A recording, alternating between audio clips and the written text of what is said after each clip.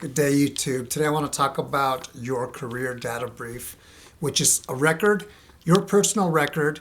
I'm personnel, so I'm on the computer all day, most of the time. And I like to see what's out there as far as my record. Is it accurate?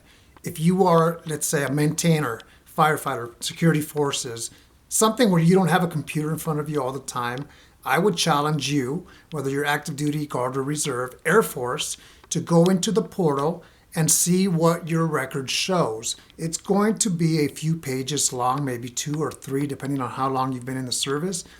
It could be 1 page. In the past, when I was regular active duty, RegAF, it was called a SURF. It was a document that has my information.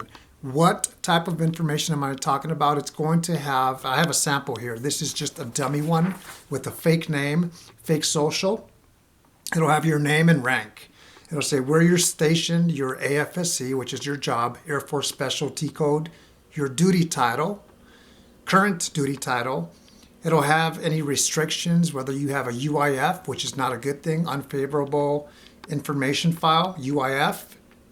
Service data, your dates of entry into the service, when you came in, your promotion date, when you arrived at your current base, your pay date, which is very important. The reason I share this is because this is information that's very important, and we as individuals should be reviewing it as needed. I do it maybe once every 6 months, probably more than that, a few times a year. It's also going to have any special experience indicators that you have, SEIs, and your EPR, OPR. They should be on there. In other words, it's going to say the month and the year that you last received a performance report. For example, mine, this is real information here. It just happens to be long. It says my last performance report closed out and went live October 2014, which is 1 year and 3 months from today. I know that my 2015 performance report already closed because I signed it.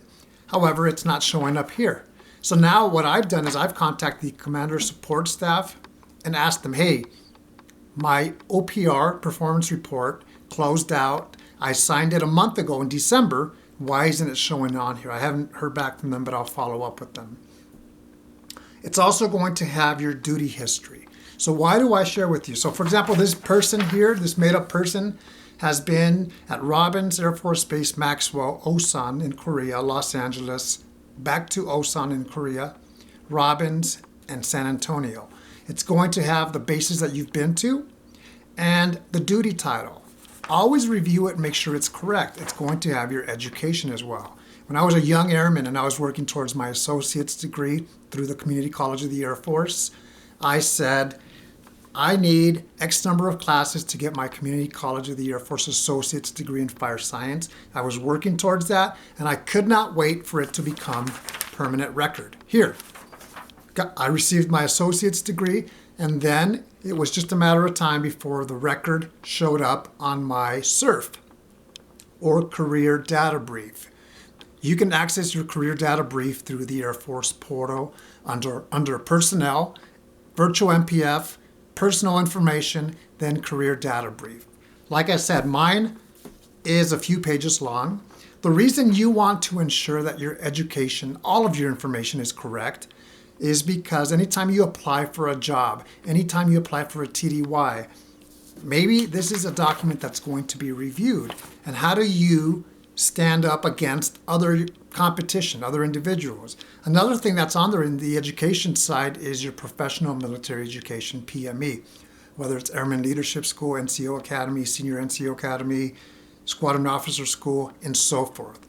My record is completely accurate, with the exception of my last performance report isn't on there. So I'll ask the question to the commander support staff, why isn't it on there? When can I expect to be on there? If you ever catch an error, then you would have to contact the personnel folks at your location and identify what's not there or what's inaccurate, and they will ask you some questions, and if you can provide sufficient information that they have or proof, they should be able to fix it. Your career data brief is something that I like to tie into. Give you an example of, it's similar to a credit report. It has nothing to do with finances, that we should be checking our credit report minimum once a year. That's my recommendation.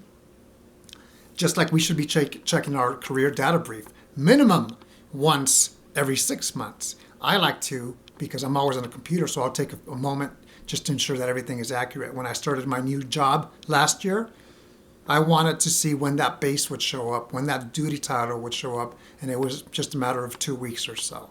I hope this is helpful. You take control of your career. All of the hard work that you put into your career, make sure it reflects on your career data brief. Maybe it's something that you're already doing, and if so, great. If not, continue to learn and do new things like reviewing your career data brief. Take care.